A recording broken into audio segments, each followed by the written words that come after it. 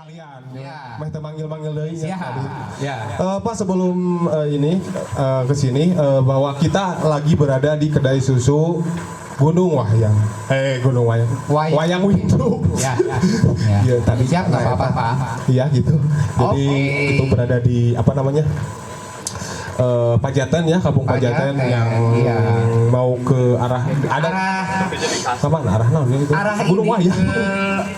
arah ke pembibitan dan sektor 1. Oh iya yang situ Citarum ya. Harum. Alright, baby ya. Oke. Silahkan Pak Kades naik ke panggung juga. Pak Adi sama Abah. Ya, Silakan dipersilahkan lah. Ya. Kenapa sih acara ini dilaksanakan gitu? Ceritanya gini. Ini mah sejarah aja dulu ya. Tahun 2019 mulai pengembangan kelompok informasi masyarakat di Kabupaten Bandung. Kebetulan saya diamanatkan oleh Pak Bupati untuk kembangin pemberdayaan masyarakat di bidang informasi. Nah, ketika itu salah satunya muncul kan Kim. Saya harus ngebangun kelompok-kelompok informasi masyarakat di Kabupaten Bandung. Sekarang itu sudah ada 94 kelompok informasi masyarakat yang tersebar di Kabupaten Bandung, tapi nggak semua kecamatan, masih ada 5-6 kecamatan yang belum ada. Mana ada Kang Atep ketua Kimnya kok, harusnya di depan juga. Nah, tadi persoalan mistis juga kan sekarang itu jadi salah satu brand dalam konsep pariwisata ya, Pak Kades ya.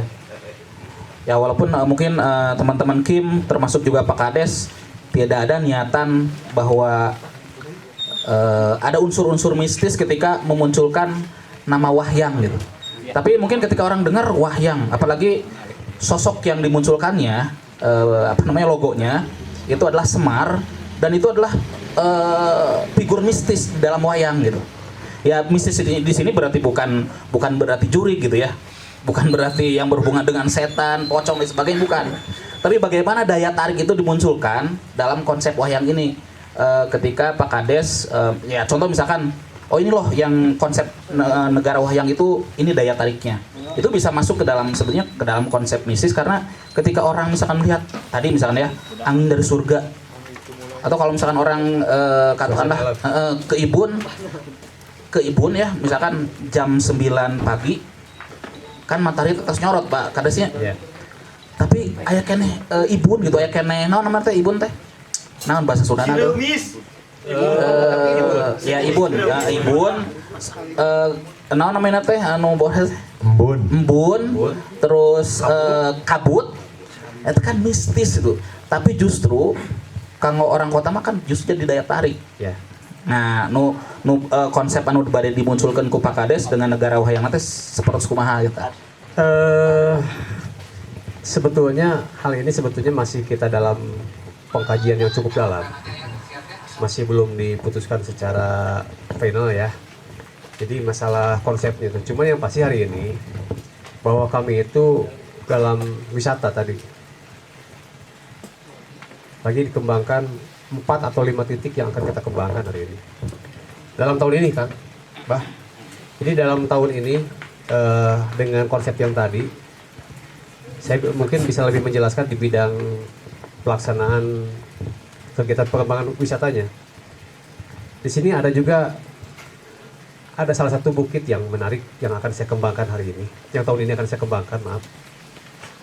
Ada yang namanya Bukit Paesan. Paesan ini sendiri hari ini belum bisa tergali seperti apa sejarahnya. Itu ada di Dusun Citawa itu. Tapi konon katanya, kata sepuh-sepuh di situ, Bukit Paesan itu adalah tempat menyimpan benda-benda pusaka dulunya. Itu tuh, eta terus mistis deui wae kan. Ya, nah, maksudnya punya daya tarik secara sejarah historis. Ya. Apalagi mungkin anak-anak muda sekarang Pak Kades ya. Mungkin kehilangan sisi historis dari sebuah kampung, sebuah desa. Betul. Gitu. Ya. Mengapa Lajeng? Itu di antara itu. Terus Abdi kemarin secara fisik sudah kita selesaikan pembangunan yang menurut orang Tarumajaya itu merupakan ikon untuk Tarumajaya. Sebelum Cisanti ada, tahun 2003 Cisanti kita bangun. itu ada bangunan yang namanya Tugu 5 Helm gitu. Tugu 5 Helm itu berada di pertigaan jalan yang ada di Blok Cisanti, itu yang ke arah Cikembang dan ke arah Petalongsu. Di situ ada sejarah yang cukup panjang dan cukup penting untuk generasi muda di Tarumajaya, khususnya umumnya Kecamatan Telesari. Tugu 5 Helm itu dulu waktu saya masih kecil itu masih utuh ya. Terus saya dari SMP, SMA sampai kuliah, saya kuliah di Bandung. Pas pulang ke sini helmnya sudah hilang, helm bajanya itu. Begitu saya masuk ke desa tahun 2004, saya tuh ingin sekali itu ngerehab tubuh itu kan. Alhamdulillah pas saya menjabat Kades kemarin, saya bisa mengembalikan ke fungsi semula. Helmnya utuh kembali. Nah itu ada ceritanya itu, cukup panjang juga itu. Helmnya helm apa, Pak? Helm itu helm TNI. Ya, itu helm TNI tahun 1959, tepatnya tanggal 5 Juli 59. Itu anggota TNI dari Batalion 328 Siliwangi itu dicegat oleh DITI di kawasan ini, di Pejaten Atas sebelum Cisanti. Itu dihabisi, dihadang, dihabisi. Nah, kemudian dibuatkan tugu oleh pemerintah di situ. Nah, itu sempat menghilang. Dan sekarang banyak juga generasi-generasi muda yang sekarang itu menanyakan, ini apa maksudnya, ini apa? Makanya kita buatan prasasti seperti dulu lagi. Tidak ada yang dirubah kata-katanya seperti itu. Nama-nama yang gugur juga di situ kita cantumkan. Ya akhirnya alhamdulillah ini salah satu ikon baru juga Tarumajaya dan bisa menjaga juga sejarah Tarumajaya hari ini. Itu diantaranya juga itu. Saat acan diteraskeun si abdi bade naros aya nu terang DIT itu. Tuh. Dari sejarah buku. Iya, tuh sekarang kan udah terarang ya.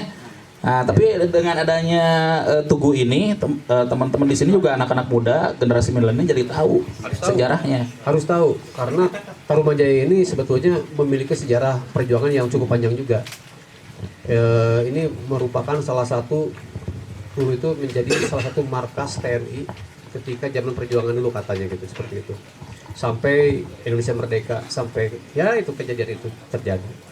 Dari yang masalah tadi kita ditambah lagi tadi ada juga yang akan kita bangun hari ini adalah Cipanas Pejaten. Ini ada air panas kita yang tidak pernah terekspor. Sekarang itu alhamdulillah dengan adanya komunikasi yang baik dengan pemangku kebijakan yang ada di sana, masalah perizinan alhamdulillah lancar. Lahan pun sudah diukur. Dan mungkin tahun ini juga kita mulai action ya untuk penataan kawasan itu. Mudah-mudahan ini punya nilai jual juga buat Kabupaten Bandung. Pemiliknya siapa, Pak? Itu PTPN 8. PTPN 8. Nanti keterlibatan desa di Dalam pengelolaannya, Pak. pengelolaan.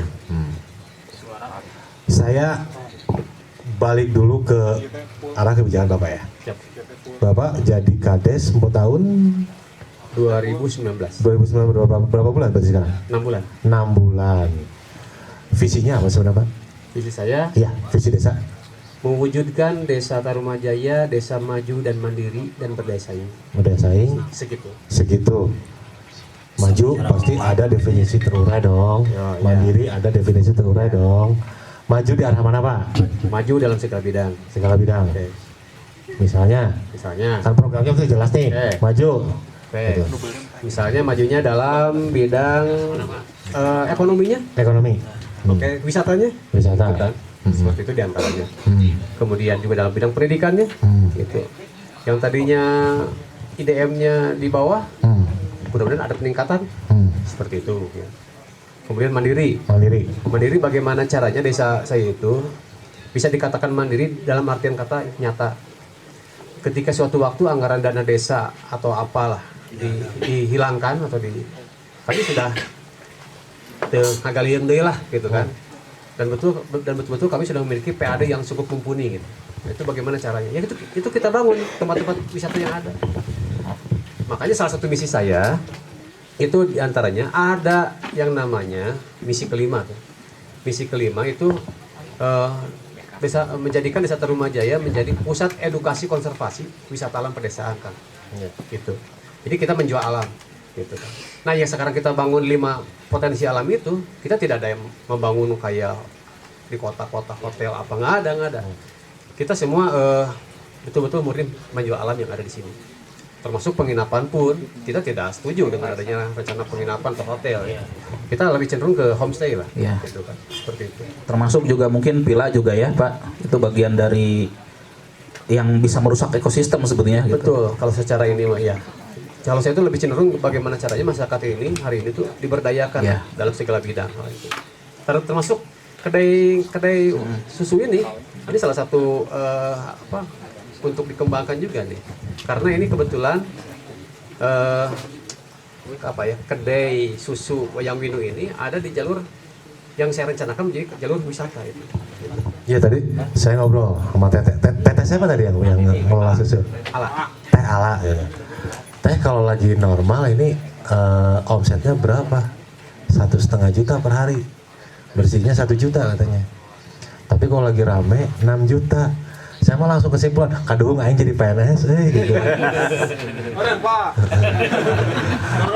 Tapi belum tentu saya bisa laku jualan susu gitu kan. Beliau kan dari perjuangan dari tahun 2018 ya. Itu perjuangannya si Kang Ucep ini sejak tahun 2004 kan, 2004 membuat kedai ini dengan konsep Wayang Windu. Ini dari neneknya Ala ini. Itu bisa saya jelaskan. Itu ikut pertamanya mendapatkan bantuan pelatihan dari pemerintah kabupaten. Dan itu alhamdulillah bisa turun-temurun ke anaknya sampai ke cucunya sekarang gitu. Ya ini kedai ini. Ini produk-produknya dari depan. Nah, orang teraskeun heula Pak anu